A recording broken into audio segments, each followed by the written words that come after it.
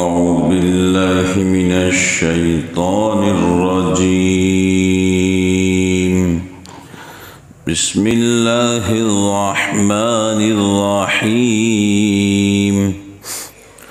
قالوا يا شعيب ما نفقه كثيرا مما تقول وإنا لنراك فينا ضعيفا ولولا رهطك لرجمناك وما أنت علينا بعزيز.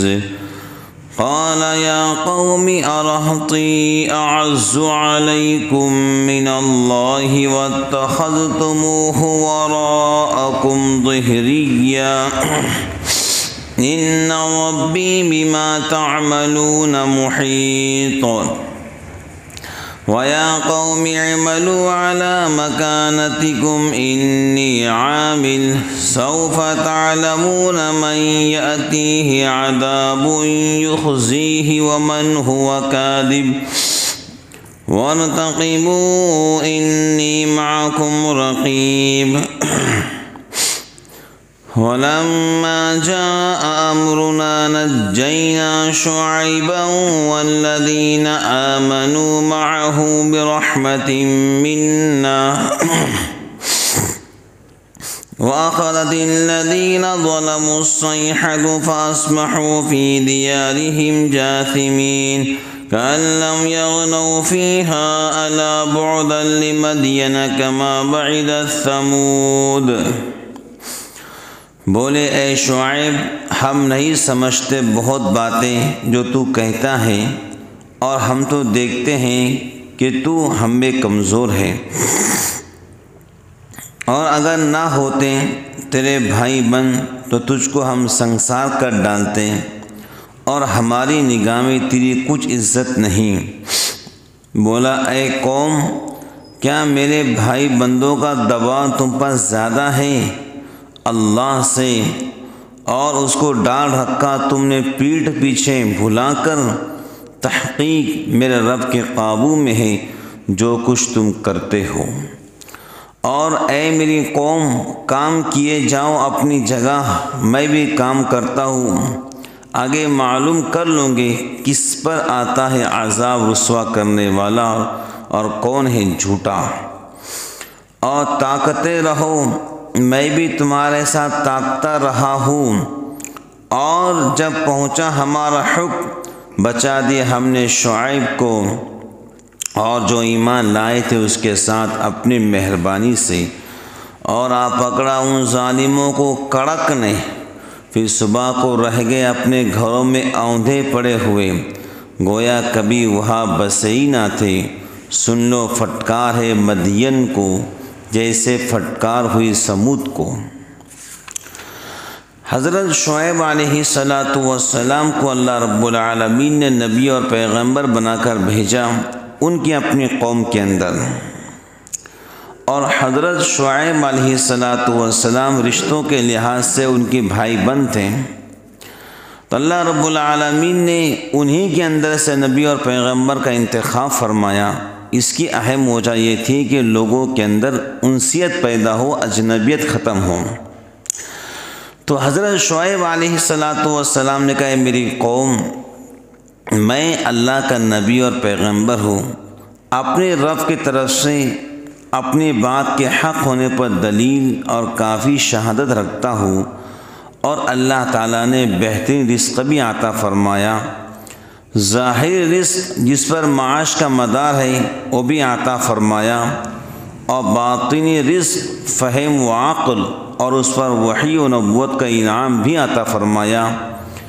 تو پھر کیا تمہارے رائے یہ ہے کہ ان سب چیزوں کے ہوتے ہوئے میں بھی تمہاری طرح گمراہی اور ظلم کو اختیار کر لوں اور حق بات تمہیں نہ پہنچاؤں؟ اس کے بعد فرمایا یعنی یہ بھی تو سمجھو وما اريد ان اخالفکم الی ما انہاکم عنہ، یعنی یہ بھی تو سمجھو کہ میں جس چیز سے تمہیں روکتا ہوں خود بھی اس کے پاس نہیں جاتا۔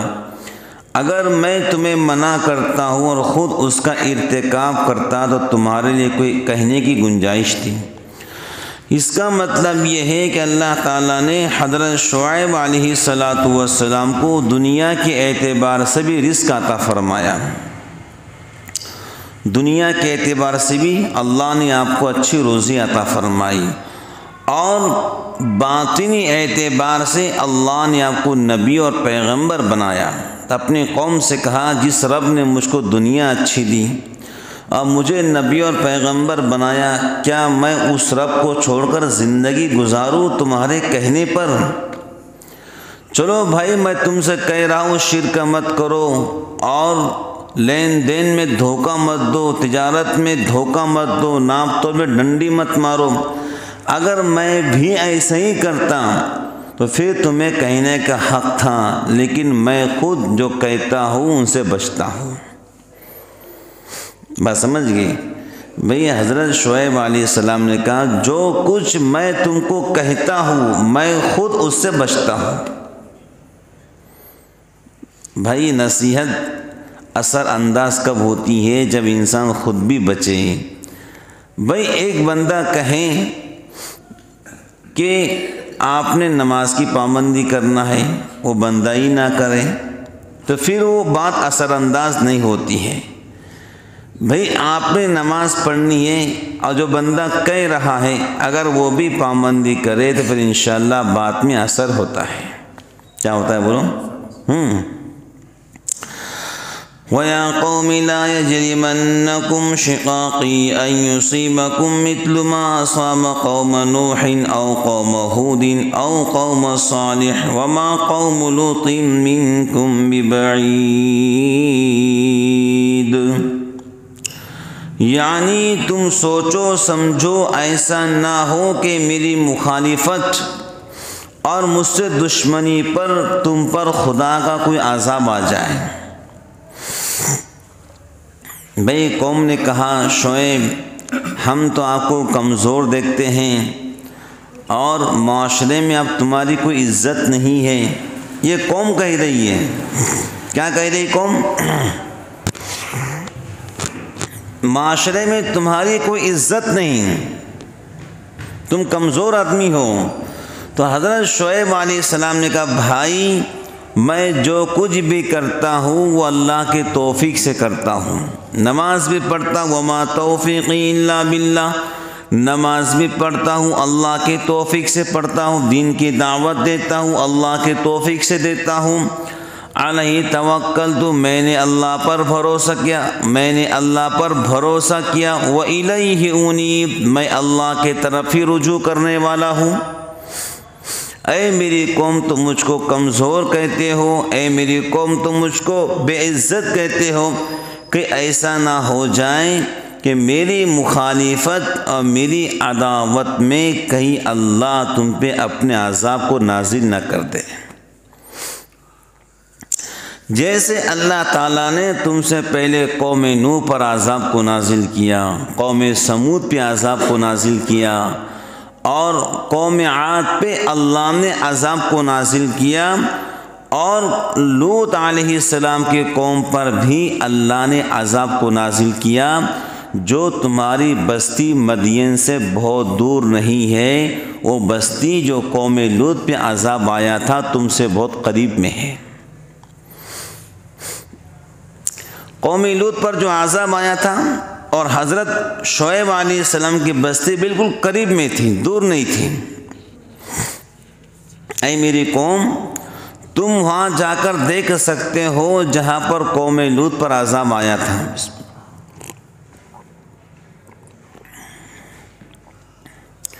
اور تم جو ہے قوم لوط کے عذاب کو دیکھ کر عبرت حاصل کرو اور اپنی ضد سے باز آ جاؤ۔ کیا ہو جاؤ بولو؟ ضد انسان کو یاد رکھنا ہمیشہ لے ڈوبتی ہے۔ بات سمجھ گئی؟ کوئی بات کی ضد نہیں کرنا کبھی۔ ضد انسان کو ہمیشہ نقصان پہنچاتی ہے۔ بولو کیا کرتی ہے؟ نقصان۔ اور ضد کے ایسے کئی واقعات لوگوں نے مجھے سنائے، اچھے بھلے گھر ضد کی طرف سے تباہ ہو گئے۔ بلکہ اچھے بھلے رشتے ضد کی اور انا کے طرف سے تباہ ہو گئے۔ اچھے بھلے خوشحال گھر ضد کی طرف سے غلط فہمی کا شکار ہو گئے۔ اچھے بھلی محبت والے گھر ضد کی طرف سے دلوں میں کینہ اور دلوں میں جو ہیں دشمنی آ گئی ضد کی طرف سے۔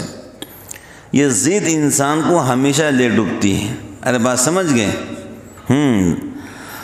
تو حضرت شعیب علیہ السلام نے کہا اپنی ضد سے باز آ جاؤ، تو ان کی قوم آپ کی اس تقریر کو سن کر اور ضد میں آ گئی، اشتعال میں آ گئی، جذبات میں آگے بھڑک گئی اور کہنے لگی اے شعیب اگر تم کو تمہارے خاندان کی حمایت حاصل نہ ہوتی تو ہم پتھر مار مار کے تم کو ہلاک کر دیتے۔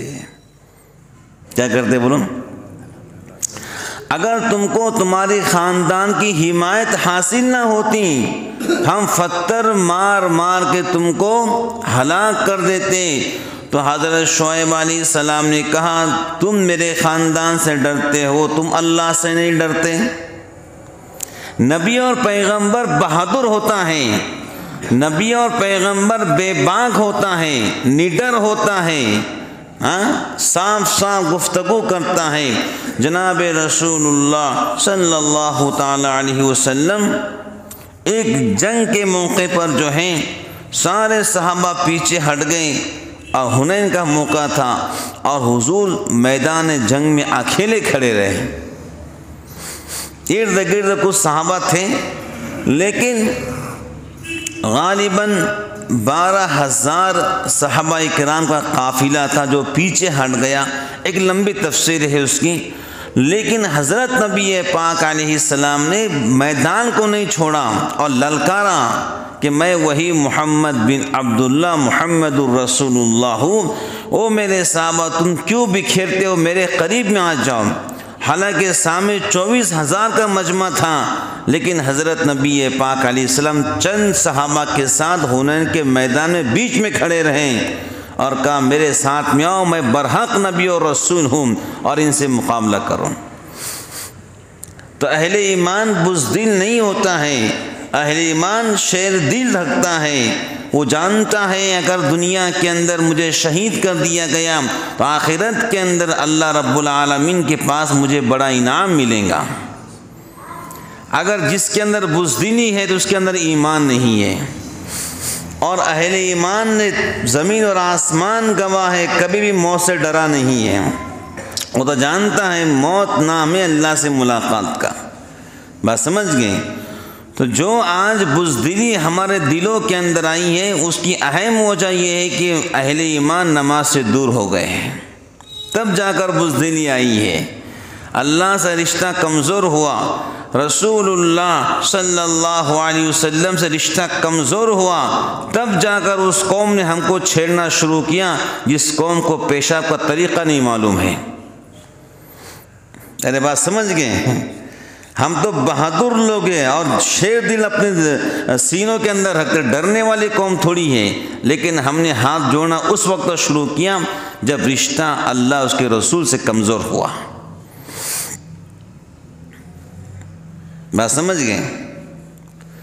جب تک رشتہ اللہ اس کے رسول سے مضبوط تھا کیا دنیا کی ہمت تھی کہ ہمارے طرف آنکھ اٹھا کر دیکھیں؟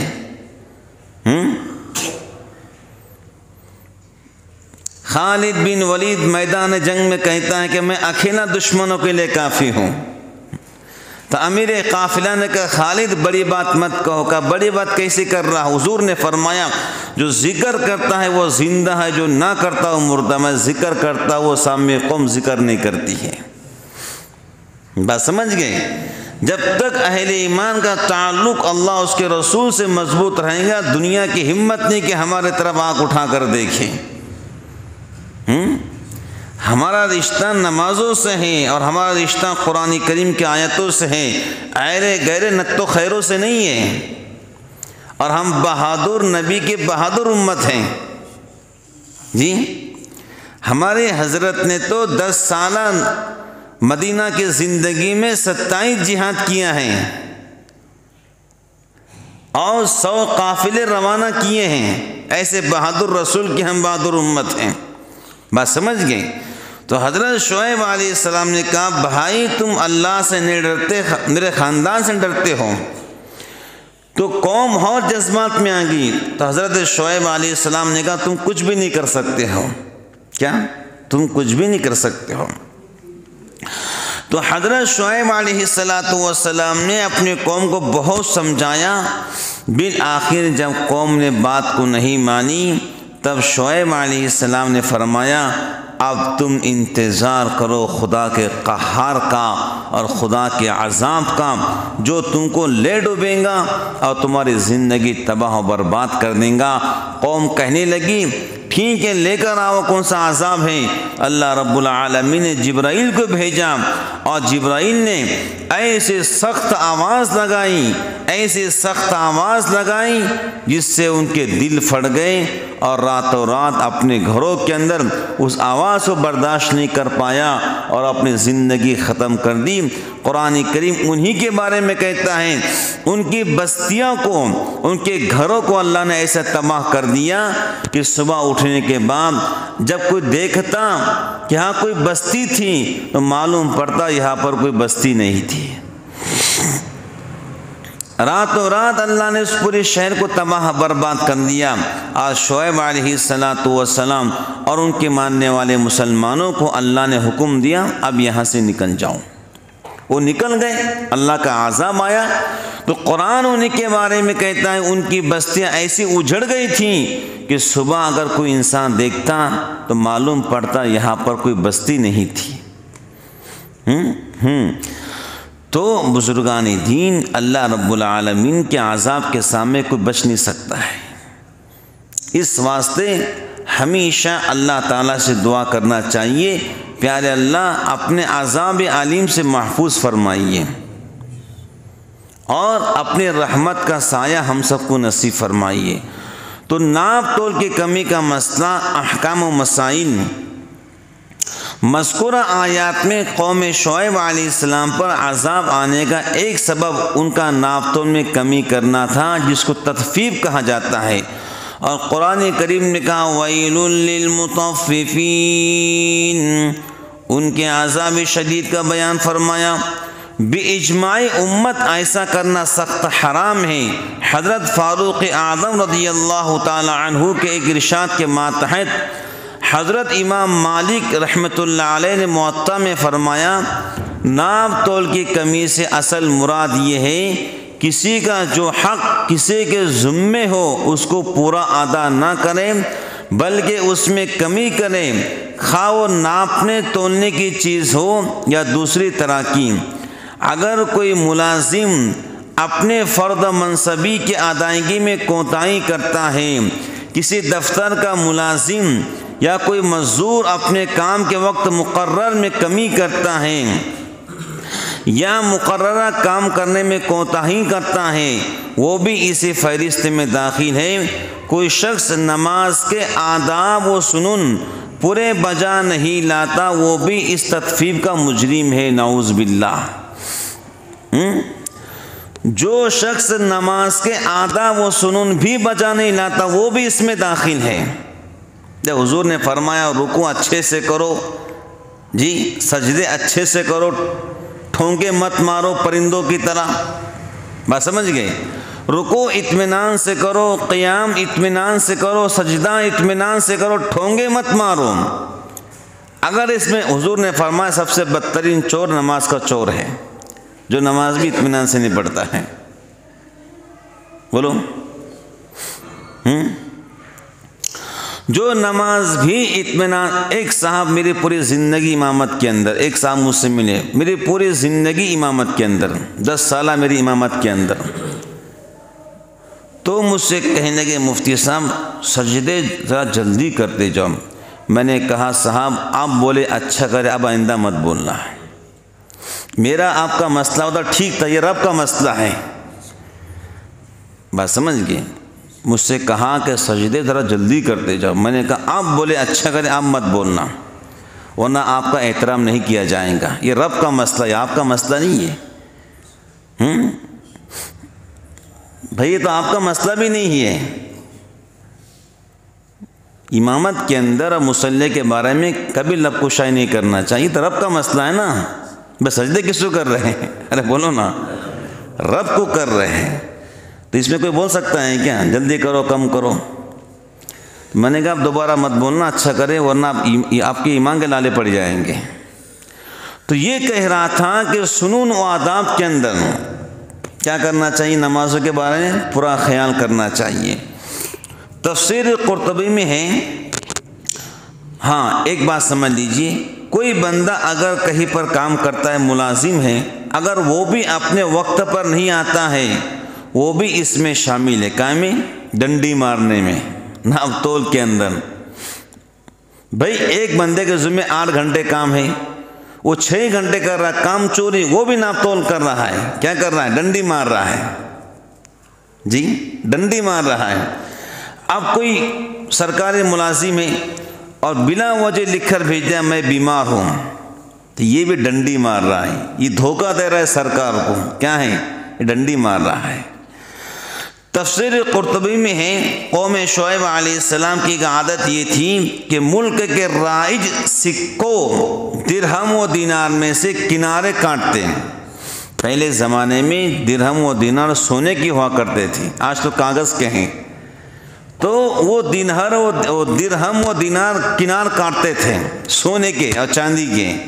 تو حضرت شعیب علیہ السلام نے کہا کہ بھائی جو سکہ ہے رائج الوقت حکومت کی طرف سے، اس کو کاٹنا درست نہیں ہے، یہ دھوکہ دینا ہے۔ اپنے قوم کو آپ نے سمجھایا۔ تو حضرت نبی پاک علیہ السلام نے بھی اسلامی سلطنت کے سکوں کا توڑنا حرام قرار دیا ہے، بات سمجھ گئے؟